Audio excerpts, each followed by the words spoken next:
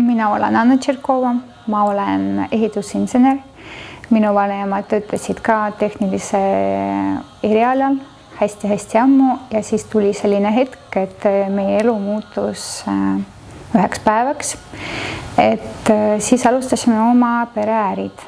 See oli umbes 35 aastat tagasi.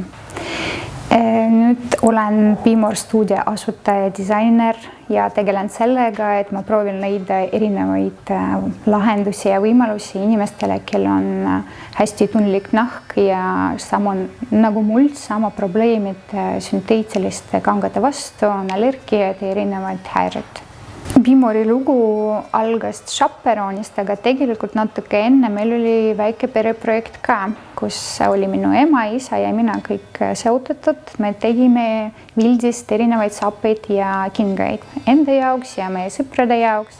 Töötasin ehitusplatsil, kus oli hästi külm ja tuli siuke idee, et teha endale vilditud sapaid, et tagada seda soojust terve päeva jooksul.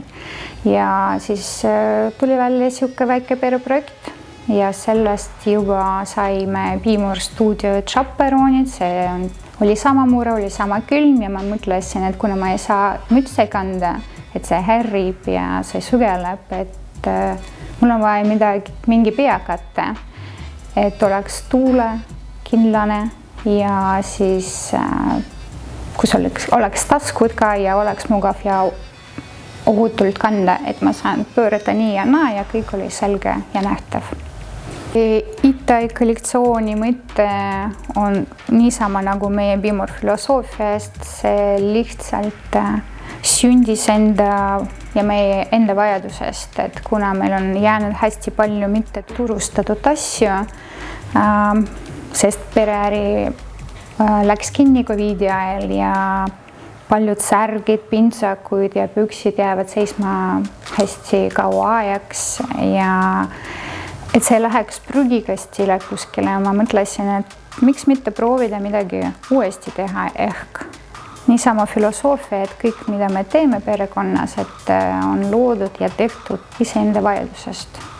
Meil on jäänud hästi palju asju, mis on karpides seisma jäänud pikaks ajaks, kauaks oodanud, mida me saame nendega teha ja siis tuli selline idee, et kasutada kõik, mida me juba oskame upcyclingu teemal. Meil on olemas kaubajääk, millest valmistame toormaterjali ja juba sellest teeme meie tüüpmudelit modernses stiilis, nii nagu mina ise kannaks. On selline, et me võtame neid särgid lahti, siis vaatame seisundi, kas on vaja puhastada, kas keemiliselt või käsitsi pesta, siis kindlasti võtame maha kõik need niidid, sest nemad on vanad ja jagunenud ja võib-olla lõhna annavad juba ka. Ehk võtame neid jäljeid, siis võtame kõik välja, maha ja alustame hästi nullist. Iga särgi kohta me teeme kroogetuneleid ja kasutame paelad.